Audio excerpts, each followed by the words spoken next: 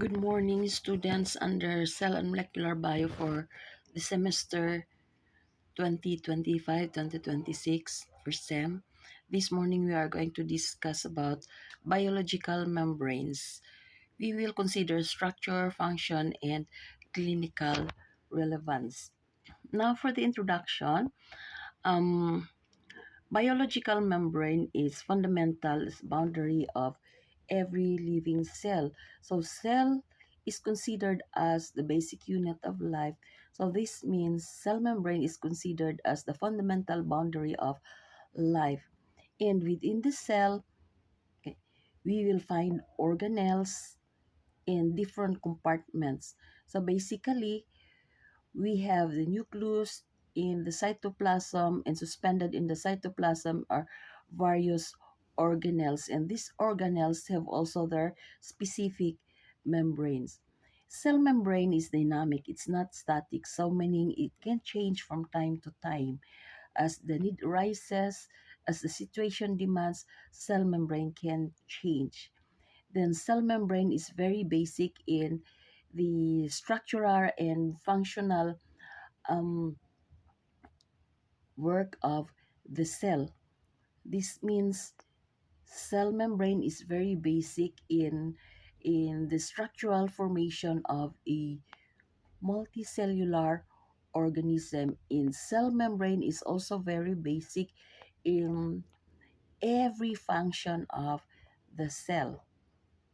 So for the historical perspective, okay, in 1972, Singer and Nicholson proposed a fluid mosaic model. There are at least three models mentioned, but the one that is prevailing is the fluid mosaic model. Now, this model gives us a better understanding of the dynamic and heterogeneity of the cell membrane or biological membrane. And also it gives emphasis on microdomains in drafts of the cell.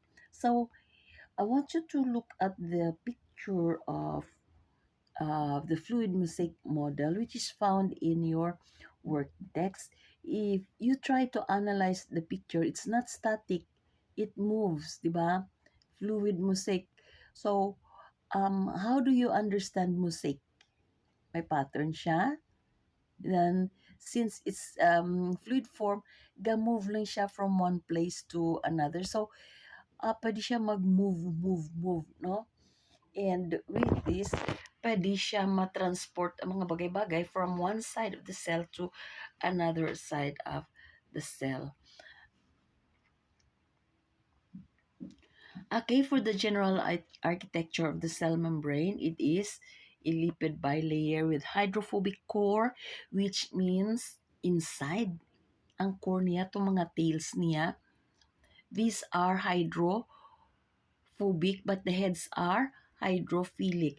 Now, under my electron microscope, the cell membrane appear as bilayer, bilayer, but there is only one layer. The only thing is that there are two layers of heads, duha ka heads, and then and in between, daw na sandwich siya, are the tails of this lipid layer. And also proteins are embedded or attached into it, as well as carbohydrates and cholesterol. So proteins here have very important functions. As you continue reading in your book, you will find out that proteins are integral part of the cell membrane. They form a structure of the cell. Aside from that, they also form as gated channels. And they also play an important part in the structural, skeletal structure of the cell. Now, carbohydrates are also found in the cell membrane. They also play important roles, such as receptors and for monitoring outside the cell membrane. They are there to monitor every change in the environment, this is monitored by molecules attached to the biological membrane in the extracellular surface. Okay, now let's go to the lipid diversity of the cell. Now, have you tried reading your textbook or your work text? Na your textbook lang nung kay Chandar. Now, you will find there that the cell membrane is majority composed of phospholipid. And these phospholipids are the following: phosphatidylserine, phosphatidyl ethanolamine, phosphatidyl inositol, and phosphatidyl choline. Okay. While all these phospholipids contain a molecule called glycerol, there is a special one, the sphingomyelin, which has alcohol choline in each group and contains sphingosine instead of glycerol. So where can we find sphingomyelin? Dito na sa nervous tissue. Okay. So these four types of phospholipids have specific role in the metabolism of the cell and in the in overall functions of the cell. Now, one phospholipid that I would like to emphasize is phosphatidylserine. Phosphatidylserine is supposedly situated inside the cell. So, sa inner leaflet siya, yeah, not in the outer leaflet. Pero what happens is when there is something happening inside the cell, like say for example, the cell is invaded by a virus. Okay. Now, this situation or this condition will be felt by other cells because of the physiology of phosphatidylserine. So, anong kakatabo sa phosphatidylserine? Phosphatidylserine, since ang model naton is fluid mosaic model, magwa siya. This will be transported out, or if not transported, may change of configuration in which phosphatidylserine will move out. Now, the presence of phosphatidylserine in the outer leaflet of the cell membrane will simply tell the immune cells that the cell is ready to die. So, bali, facilitator siya of apoptosis, ang phosphatidylserine. Now, without this, say for example, the cell is infected by a virus. So, to prevent further development, viral development, or shall we say, to prevent further infection, the cell itself, the infected cell, will become a hero. Mahiro na siya ya. In what way? Okay? Pagwa lang iya phosphatidylserine para before the viral units are completed, mapatay na siya. So there's no way for the viruses to be completed. Kaya mapatay naman siya. 'Di ba? So in natural death, we call it as apoptosis. Pero pag may infection gani, okay, necrosis, no? If na-discuss na in microbiology. Another, there is cholesterol in the cell membrane or in the biological membrane, and it is responsible for the fluidity of the cell. So we also have glycolipids, which means glycogen or carbohydrate attached to lipids for cell recognition. Okay, so lipid asymmetry. Inner cell versus or inner leaflet versus outer leaflet. Are there differences? Are there similarities in differences?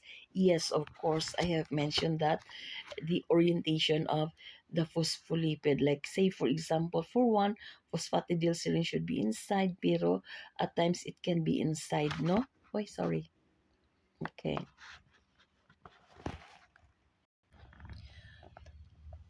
So here in the lipid symmetry, there are enzymes responsible for doing this.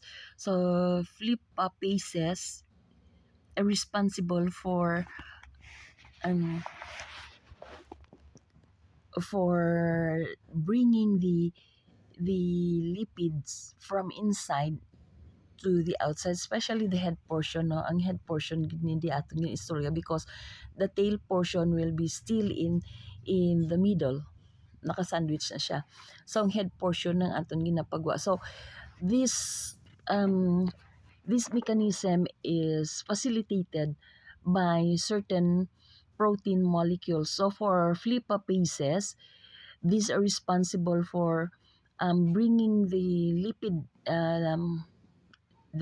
heads outside, and flapases responsible for bringing the lipid heads inside, and for scramblases both ways na siya. So in this way, apoptosis can be possible as well as coagulation. So for coagulation, bali the cell membrane provides a negative symmetry or negative charge so that other molecules can attach to. In this usually happens when there is trauma in the cell, or siguro there is invasion in the cell, or kung maguba ang cell na. What is the role of cholesterol in the cell membrane? So for one, it maintains fluidity, it prevents crystallization, as many mechanical changes take place in a moment, and also with many um, chemical rearrangement and chemical reactions happen inside and outside the cell. And another, cholesterol is also very important as part of the lipid raft, especially with sphingolipids. Now, is it possible for us to survive without cholesterol? Look at the anatomy and physiology of the biological membrane. So this means cholesterol is not bad at all. So what is bad about cholesterol is its excess in the system, because whatever is in excess, hindi na makarry dito in the biological membrane, and this will be deposited in the large arteries na sa aton blood vessels nga dalagko. Now, what if you are a vegetarian and your diet doesn't contain cholesterol kay plant-based? So kung vegetarian ka, lacto-ovo vegetarian, sa eggs and sa milk, pwede ka daya kakwa no sa supply mo for base materials for cholesterol. Pero kung vegan kaya wala gid ya, kay plant-based gid ka no. But anyway, 85% of the body's needs for cholesterol is supplied naman by the liver. So meaning cholesterol is practically synthesized in the liver. However, kulang-kulang lang siya gamay, 15%. So, ang 15% can be taken from the diet. However, our normal practice is that sobra-sobra ang cholesterol naton, no? And remember, together with animal protein is cholesterol. Why? Siyempre naman with animal protein, we get cell membrane, animal cell, and in the cell membrane or in the biological membrane, cholesterol is a basic component. Okay, so for membrane proteins, this will be discussed further, as we go deeper in physiology, but here, overlapping lang siya. We have integral proteins, peripheral proteins, and lipid-anchored proteins. Okay. Now, let's take a look at the anatomy and physiology of the integral protein. You can check the picture in your textbook. It's in figure 3.7. Okay, integral protein spans across the whole biological membrane. So meaning it extends up to the environment. From the cytosol, it extends up to the environment. So meaning ga-cross lang siya sa cell membrane mo, pero gagwa pa siya. Alin sa sulod, ga-extend pa siya. Pagwa, ga-extend pa siya. So, meaning this can only be removed from the cell membrane if the membrane is destroyed or if it is damaged. Um, what about peripheral proteins? Peripheral proteins are part of the membrane pero hindi siya yan naka-attach across the span of the whole membrane, no? So this means peripheral proteins are anchored only partly in one of the layers or overheads or within the layer lang sang head of the lipid membrane. Some these are located in the cytosolic side of the membrane and are directly attached lang to the lipid membrane. So from here, they bind with other proteins, pero not necessarily that it crosses the whole span. And then, what about the lipid anchored membrane? Ano naman siya ya? Okay. Sa lipid, dira lang siya sa lipid lang gid siya. And then these proteins are located in where? Okay. They are anchored within the lipid layer without entering the core portion of the bilayer. So, these proteins have very specific um, functions. They are responsible for transport, for signaling, and for adhesion. We discussed adhesion last time, and this is the only possible way where cells can exist as multicellular layer. So without these membrane proteins, there will be no adhesion. And since a multicellular organism okay, needs to function as one, signaling is very important.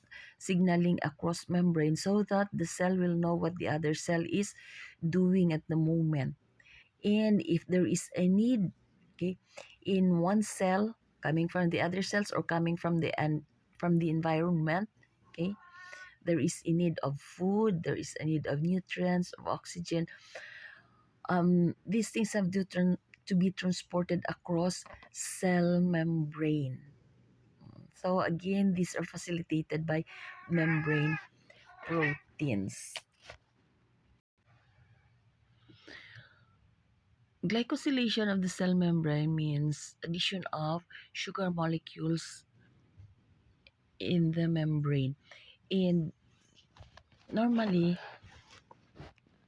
these play an important role in um, in censoring or in monitoring uh, things or changes in the external part of the cell.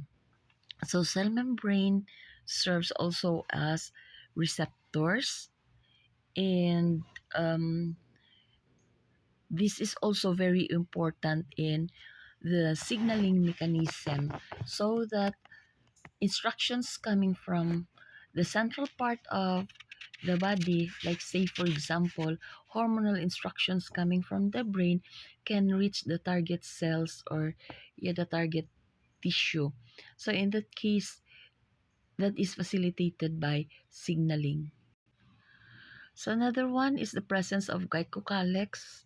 Normally, this is observed in bacteria. This is the carbohydrate-rich outer coat of the cell membrane. And this one serves as protection and recognition and also for immune reactions. So one of the examples where there is a presence of glycocalyx is in the Mycobacterium tuberculosis. So aside from the cell membrane, may ara gid siya extra layer of protection. But in the case of Mycobacterium tuberculosis, it's a waxy layer. But in a normal, amo na siya budlay siya triton because of the presence of the waxy layer. But normally, a glycocalyx is carbohydrate rich, and one of the classic examples I can give you is when you store your water in a glass for 3 days under room temperature. After some time, ma-feel mo na nga kadanlog na siya because of the presence of glycocalyx in kaya syempre hindi na sterile yung baso, hindi sterile yung water. So, they develop a glycocalyx for further protection. Now, let us revisit the fluid mosaic model in which one of the highlighted structure here is the lipid rafts. So here, lipid raft is described as the organizing center. So bali, this is the area where there is a rich organization of phospholipids, and phospholipids here are tightly packed. So kung may activity naman, whether external or internal of the cell, normally the initiation of the activity is in the lipid raft. So we can see that within this lipid graph, bali everything is structured. Ara ng tanan-tanan nga kailangan for cellular activities, but let us let this be known to you that in the lipid graph, since there is the organizing centers, ang palibot siya sinaya, ang surrounding area ya, medyo poorly arranged na siya. Poorly arranged na siya. So, in a fluid mosaic model, pwede mag-move aton nga lipid raft from one area to another area. But there are restrictions also. So, anong maka-restrict sa iya? Ang attachment of the transmembrane protein to cytoskeleton. We know that cytoskeletons are present inside the cytoplasm to maintain the structure, the size of the cell. So, ang isa pag gina-restrict is the movement of the lipid raft. So, hindi siya mapagustong nga malibot-libot lang gid siya kay now look anong matabo sa cytoskeleton inside. So, it is part of the restriction of the fluid mosaic model, or specifically of the lipid raft. So, for the lipid raft, we have three important phospholipids. The glycosphingolipid-rich membranes, phospholipid inositol-rich, and another one is the cavulae. So I'm very much amazed of the presence of the cavulae from the word cave. From the word cave. So bali, there are portions of the cell membrane that cave in. Doon nag-cave siya, ya. So imagine of a flat surface nga nag-cave in. Now, in the cavulae, normally dira na iya ang mga reactions naton like neuromuscular transmission, ang imong instruction coming from the brain to the muscles, dira na sa cavulae nimo. So, ang cavulae can also be considered in a muscle cell as the neuromuscular junction. And then ang absorption sa mga medicines bala nang ginainom naton, normally this happens in the cavulae. Another the characteristic of the cell membrane being fluid, okay, membrane fluidity shall we call it, is influenced by temperature, presence of fatty acid, saturation, and cholesterol. So as temperature increases, ano matabo sa fluidity? Okay, fluidity activity, it also increases. Syempre lipid na siya. Oh. So mas maka-move siya if temperature increases. Parehas ba sa mantika ninyo? Oh. Kung init na gani ate, gabukal-bukal man na siya. Pero as temperature goes down, tanawa mantika sa ref, gasolidify na siya na. Kay fatty acid saturation. So meaning with less fatty acid, nipis man ang imo nga, or less organizing imo nga lipid raft dira maybe, or you will only have few lipid rafts kung gamay imo fatty acid, because the materials for the lipid membrane comes or from biological membrane, especially the lipid component comes from fatty acids, especially the saturated fatty acid, and then also cholesterol. It also influences fluidity. With more cholesterol, the cell membrane becomes rigid. with less medyo fluid. Okay. So here, okay, this is essential for vesicular fusion, repair, and also for diseases na. So kung masiling ka nga may invasion kita or magmasakit siya, normally it starts from special areas. Kanami it siguro isipon lang ang cavuli mo as a central, kung isipon nimo as cavuli, central uh, central domain for activities from outside to inside of the cell, no, kay dira siya gaagi. Okay, another one is the biological membrane is also responsible for the transport system. So we have the passive transport, which is facilitated by simple diffusion, facilitated diffusion, osmosis, and another one which is not mentioned here is um, filtration. Pero there is a reason why filtration is not included here. Maybe in some lectures it is included. Pero in filtration naman, wala siya gagi sa cell membrane, wala siya gagi sa biological membranes, but rather through the pores. Another one is active transport, which requires ATP.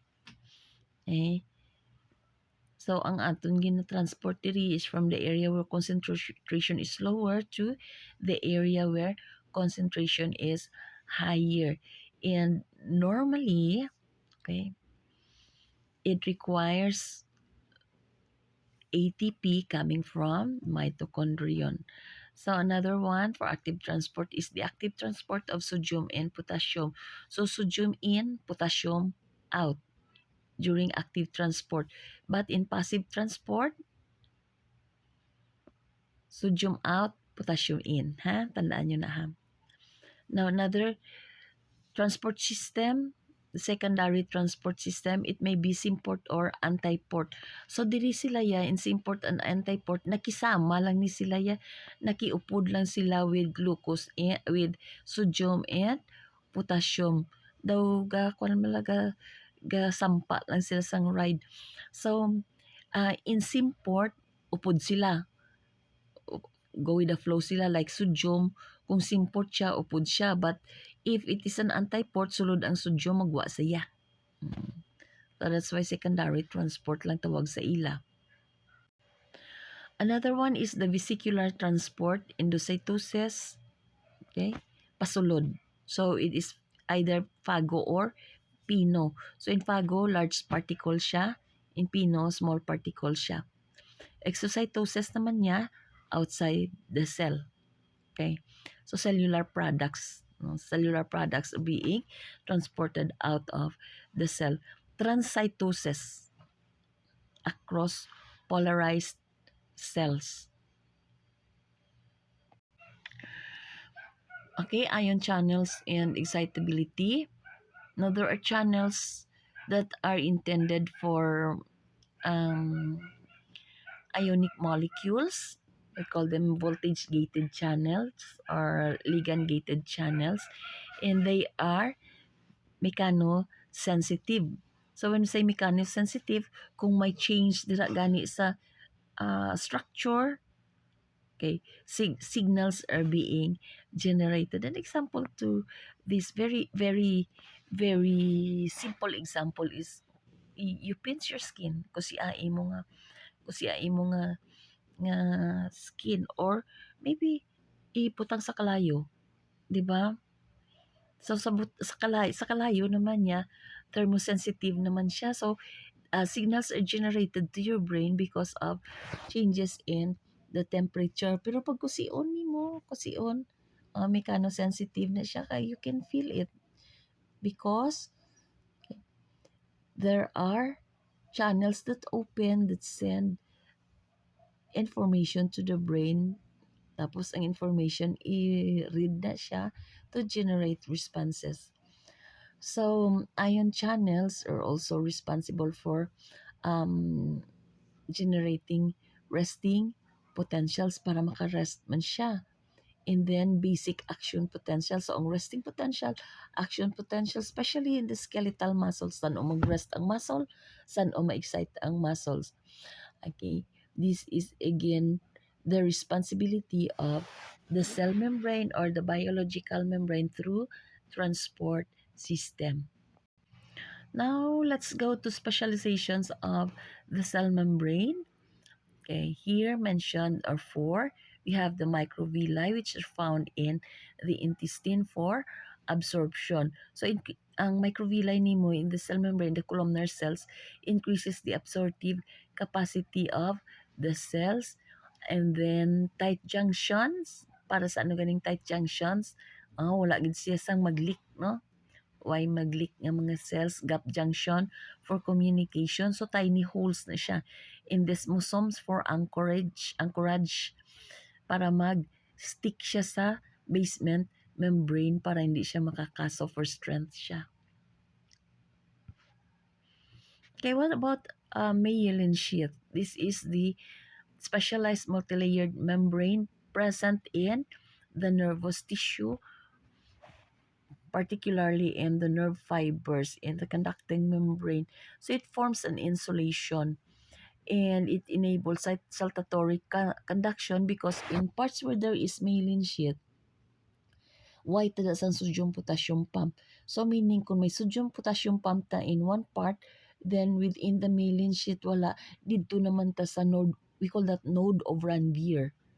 Ang part nga wala sang myelin sheath. So instead of doing the sodium potassium activity pasunod, pwede ta maglangat-langat through the myelin sheath and dito na siya ma-start sa node of Ranvier.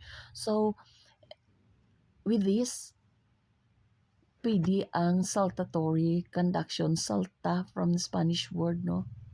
Taas, rapid, no?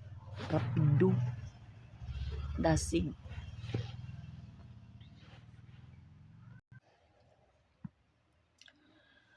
So here for signal transduction, when we say signal transduction, sila ang pasimuno, beginning. We have three mentioned here. These things will be taken up in detail when we go to the last or second to the last unit of the textbook. So here, first is the G protein signaling molecules. So here, G protein coupled receptors. Dila tayo gaagi sa may ara siya sang receptor site outside the cell membrane, and then this is activated kay second messenger ni siya. So meaning ang activation ta is outside, ang activator naton maybe hormone will not necessarily go inside the cell pero dala lang siya mag-agi ya message. Another is the receptor tyrosine kinases. Okay, so from there, pwede niya i-activate ini nga receptor, and then there will be cascade of activities. So ang target naton changes in molecular activity of the cell, okay, through activation of certain genes in the nucleus dito sa imong genetic material. So ang signal naton coming from outside, it may pass through GPCRs or RTKS, and then or maybe through ion channels, like say for example in the synaptic transmission or in the neuronal junction. Pero ang pinaka-final naton is the release of response activity. So going back to the lipid rafts in the signaling activity, so here there are organized receptors present and they facilitate clustering of molecules to facilitate speed in activity. So para makasense ang signals, dasig lang. Nara na data na nga kailangan. Now, this is also the area which is involved in immunity.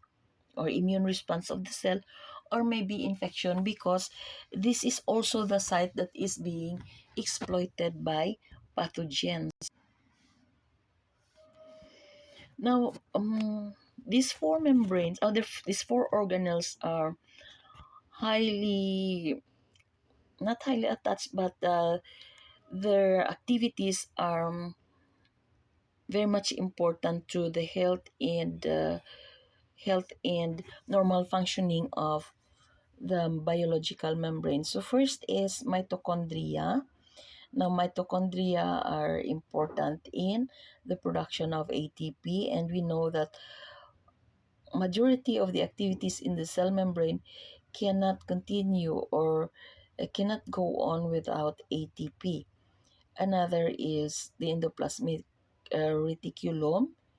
This is because proteins and lipids are synthesized here, and we know that proteins and lipids are the core component of the biological membrane.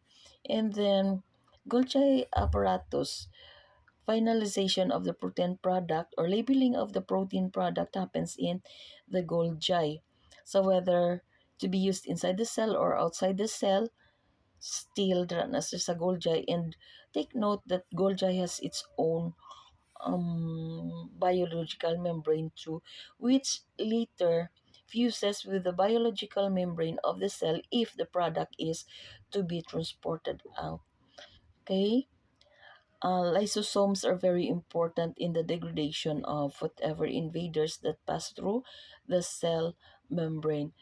Mentioned a while ago that clavulae are the most abused part of the cell membrane by the pathogens. So, shall we say, lipid rafts, no, are most abused part of the cell membrane, kaya the receptors. So, once pathogens recognize the receptors, pwede sila kasulod, but when inside, they can be degraded by lysosomes. Nuclear envelope. This is the covering of the nucleus, no. So this is also known as nuclear membrane. This is a double membrane in which the outer part is continuous with the endoplasmic reticulum, and it provides pores for the passage of materials in and out of the nucleus. So this also has a similar a membrane typical to the biological membrane or the cell membrane, double membrane siya. However, may mga iba na siya nga bagay nga nagkakaiba naman siya, like its continuity with the ER. So for the clinical relevance of this topic, number one here is cystic fibrosis. Now in cystic fibrosis, the defect is in the CFTR protein, or otherwise known cystic fibrosis transmembrane conductance regulator. So abnormal ni siya nga protein to the point that it cannot properly regulate the sodium and ion channels. So abnormal ang imo nga content sa sodium and chloride ions in the cell.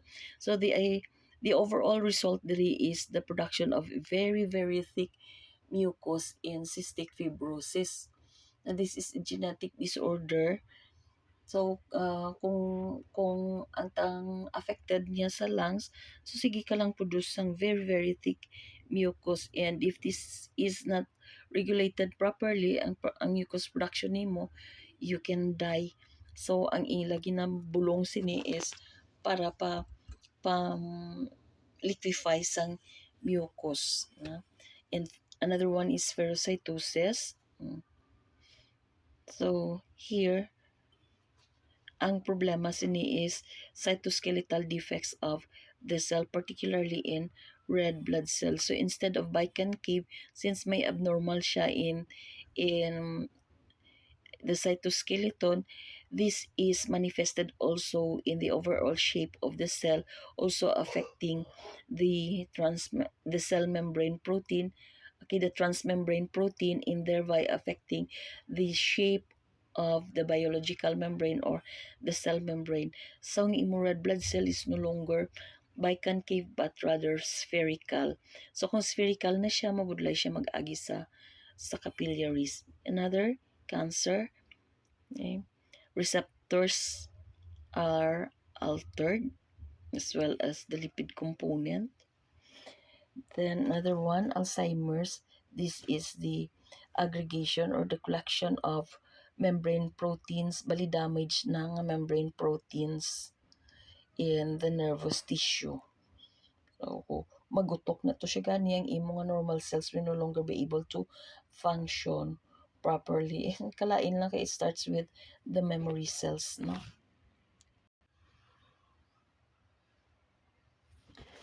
Okay, now in order for scientists to study cell membrane, they have this following techniques or they have this following way of studying cell membrane. So in freeze fracture, electron microscopy, bali i-freeze nila anay, deep freezing, then i-fracture nila, kuha sila gamay dira, so pwede na nila mastadian ang the whole membrane, no?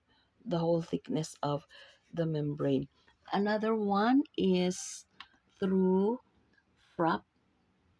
Okay, so FRAP stands for fluorescence recovery after photobleaching. This is a microscopy used to measure mobility of proteins within the cell. So kung paano siya mag-move from one part to the other part of the cell. And then the other one is patch clamp for ion channels in order for minute na mga minute electrical charges to be measured, takna nila ang channels. Imagine ka kagagmay-gagmay na sa ion channels, may ara pa sila sa very small material man nga i-clamp dira or i-patch dira, but that material can also measure small electrical charges. Another one is lipidomics and proteomics, or lipidomics is study of lipids and proteomics study of proteins within the biological membrane. So for today's lesson, for the takeaway, membranes are structural barriers and also dynamic platforms for activities of the cell, and it integrates transport, signaling, and energy reduction, energy utilization, energy passage, and also recognition.